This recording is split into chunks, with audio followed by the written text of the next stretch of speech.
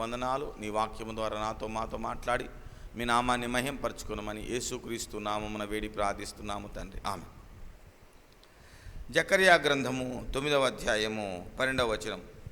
బంధకములలో పడియుండియు నిరీక్షణ గలవారలరా మీ కోటను మరలా ప్రవేశించుడి, రెండంతలుగా మీకు మేలు కలుగజేసేదనని నేడు నేను మీకు తెలియజేయుచున్నాను. జాగ్రత్తగా ఈ మాటను మీరు వినండి. హల్లెలూయా.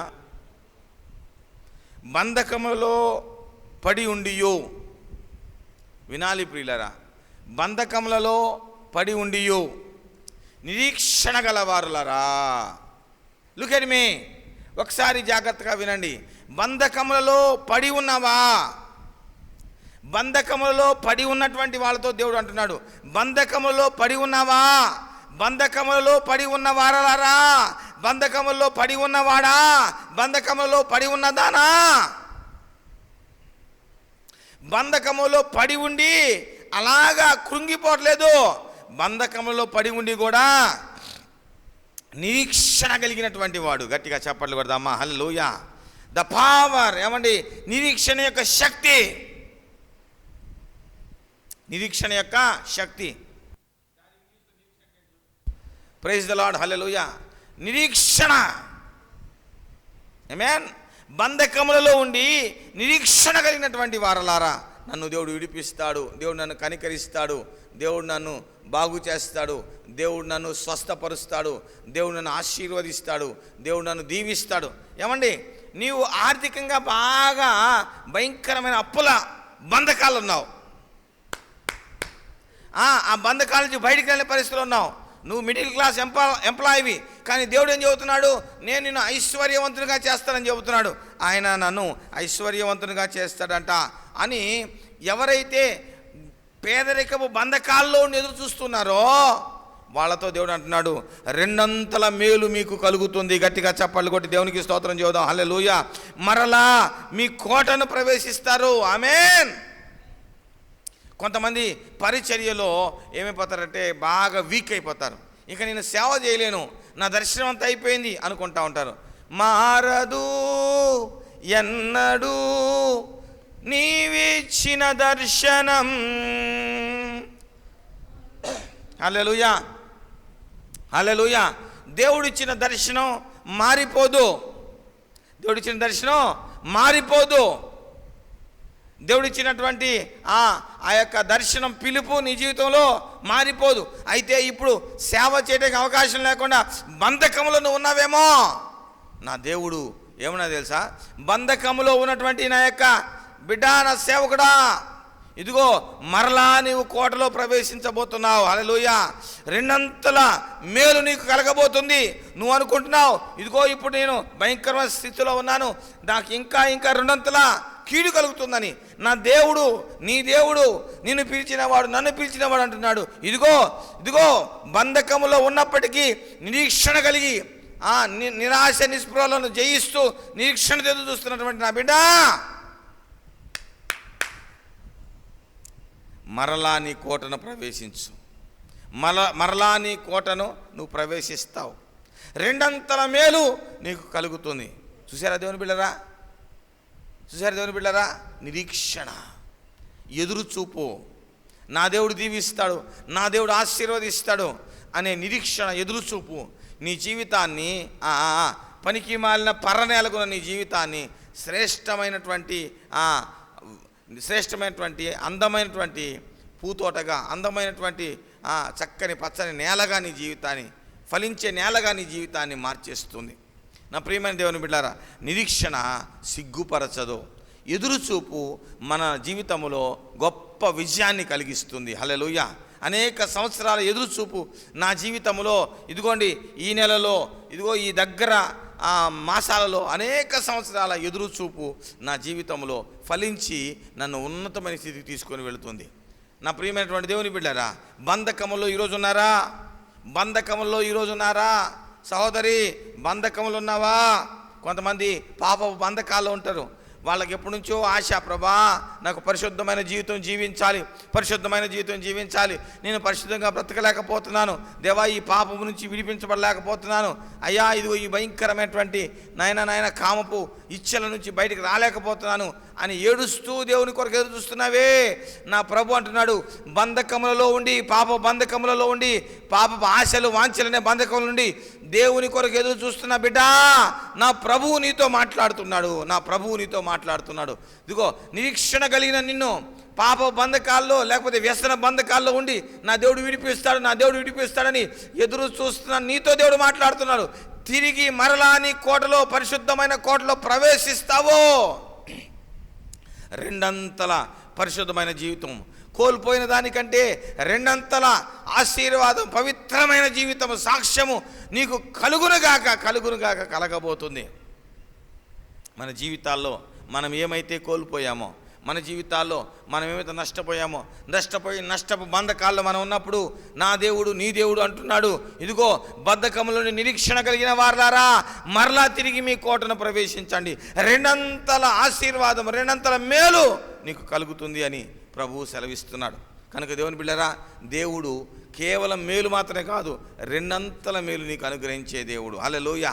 ఇశ్రాయేలు ప్రజలు బంధకాల్లో కొన్ని వందల సంవత్సరాల నుండి దేవా, అబ్రాహాము దేవా, ఇస్సాకు దేవా, యాకోబు దేవా, మా పితరుల దేవా అని ఎదురు చూస్తూ ఉంటే దేవుడు ఆ ఐగుప్తు దేశంలో నుంచి వారి మూలుగులు విని, వారి నిరీక్షణను చూసి, వారి పట్ల దేవుని యొక్క ఉద్దేశాన్ని, వాగ్దాన్ని జ్ఞాపకం చేసుకొని ఆయన వారిని కనాను దేశానికి తీసుకొని వెళ్ళటానికి విడిపించిన దేవుడు. గట్టిగా చప్పట్లు కొట్టి దేవుని స్తోత్రం చేద్దాం. హల్లెలూయా.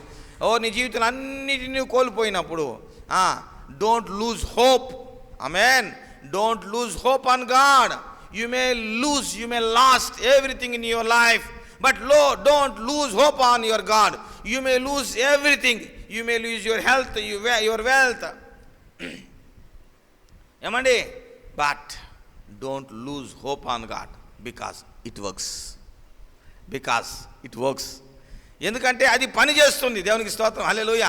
నీ జీవితంలో అనేకమైన అంశాలు పని చేయకుండా ఆగిపోయినప్పుడు ఏది పనిచేస్తుంది తెలుసా? నిరీక్షణ పనిచేస్తుంది. నిశ్చయముగానే ముగింపు ఉంది, నమ్మకం వమ్మైపోదు. ఆమేన్. ప్రియమైన దేవుని బిడ్డలారా, నిరీక్షణ ఓడిపోదు. హోప్ ఏమంటే ఎప్పుడైనా సరే నువ్వు ఎన్నిసార్లు కింద పడ్డావు అనేది కాదు ముఖ్యం. ఆమేన్. హల్లెలూయా. నీవు పడినప్పుడు నిరీక్షణ కలిగినటువంటి వానికి ఉన్నావా లేదా అని దేవుడు చూస్తాడు. నిరీక్షణ కలిగిన ప్రతి ఒక్క వ్యక్తిని ఆయన చేయి పట్టి తిరిగి లేవనెత్తే దేవుడు. గట్టిగా చప్పలు కొడదాం. హల్లెలూయా. నిరీక్షణ యొక్క గొప్పతనం ఏంటంటే దేవుడు ఏమైనా చేయగలడని నిరీక్షణ కలిగిన వాడు ఎదురు చూస్తుంటాడు. ఇది గొప్ప విషయం. హల్లెలూయా. విశ్వాసం కలిగినటువంటి వాడు ఏం చేస్తాడంటే ఇది ఇస్తానన్నాడు దేవుడు, ఇది ఇస్తాడు, ఇది చేస్తాం, ఇది జరుగుతుంది అంటాడు. నిరీక్షణ కలిగిన వాడు వేరు. అతను ఏంటంటే ఆయన ఏమైనా చేయగలడు. గట్టిగా చెప్పలు కొడతాం. హల్లెలూయా. ఆయన ఏమైనా చేయగలడు, నా జీవితాన్ని ఎలాగైనా మార్చగలడు. ఆ స్ట్రాంగ్ పాజిటివిటీ వాళ్ళలో ఉంటుంది. ఏమైనా చేయగలవు, కథ మొత్తం మార్చగలవు, నీ నామముకే మహిమంతా తెచ్చుకొందువు. ఏమైనా చేయగలవు, కథ మొత్తం మార్చగలవు, నీ నామముకే మహిమంతా తెచ్చుకొందువు. యేసయ్యా యేసయ్యా నీకే సాధ్యము. ఆమేన్. But one thing I want to clarify that.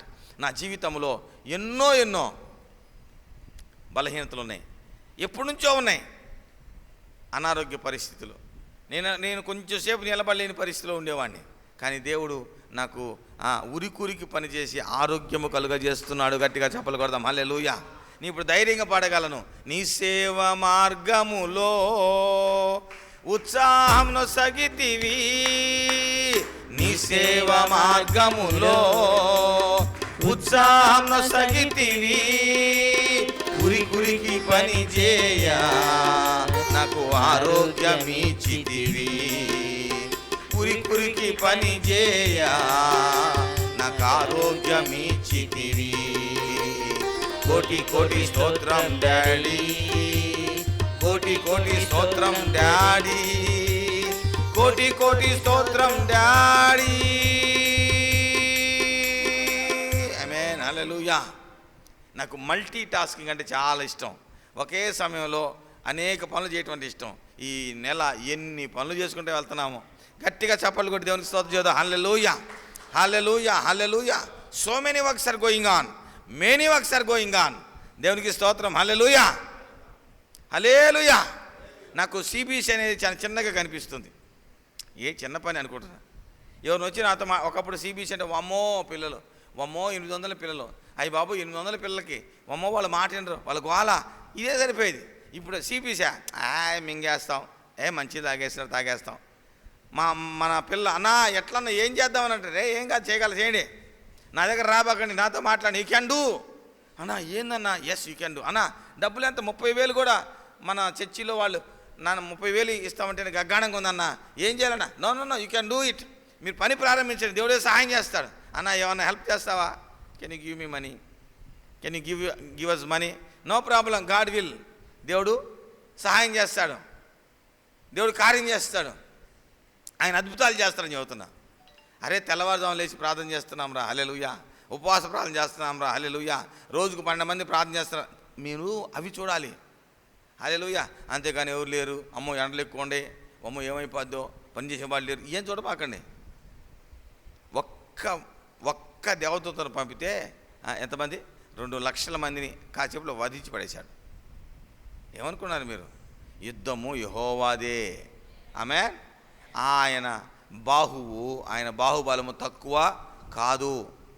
నన్ను నమ్మండి, నా మాట వినండి. మీరు భయపడకండి, మీరు దిగులు పడకండి. హల్లెలూయా. ఎట్ట జరుగుద్ది అని అనేక సార్లు నీ మనసులో ప్రశ్నలు వస్తావనయా, ఏమో తెలియదు.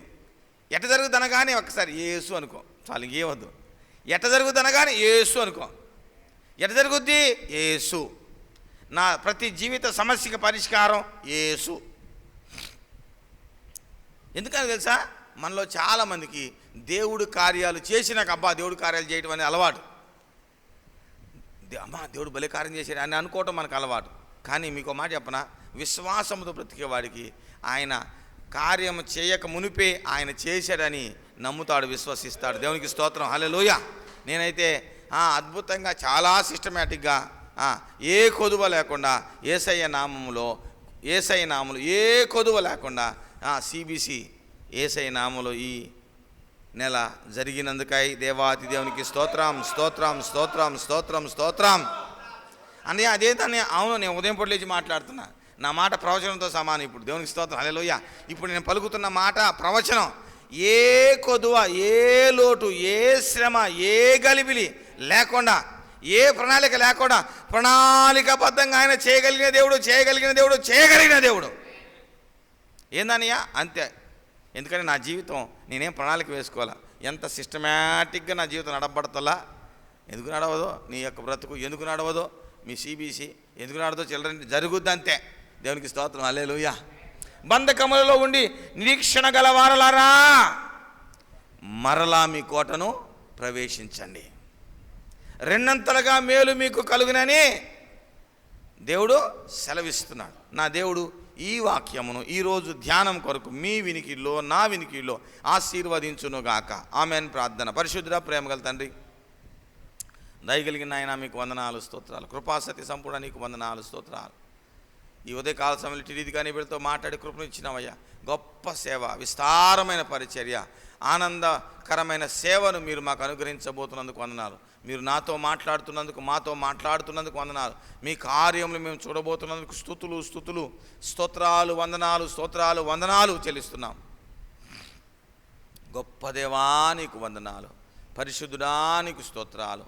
ఈ ఉదయకాలం బట్టి స్తోత్రాలు వందనాలు చెల్లిస్తూ, విస్తారమైన ఆర్థిక ద్వారాలు నీవు తెరుస్తున్నందుకు వందనాలు, ఆశ్చర్యమైన కార్యములు జరిగిస్తున్నందుకు నీకు వందనాలు స్తోత్రాలు చెల్లిస్తున్నాం తండ్రి. నన్ను మమ్మల్ని మీ చేతులు పెట్టుకుంటూ రండి నాయన, ఆశ్చర్యకరమైన నీ కార్యములు చేయటానికి, అద్భుతమైన నీ కార్యములు జరిగించడానికి మీరు మా మధ్యకు రమ్మని ప్రార్థిస్తున్నాం.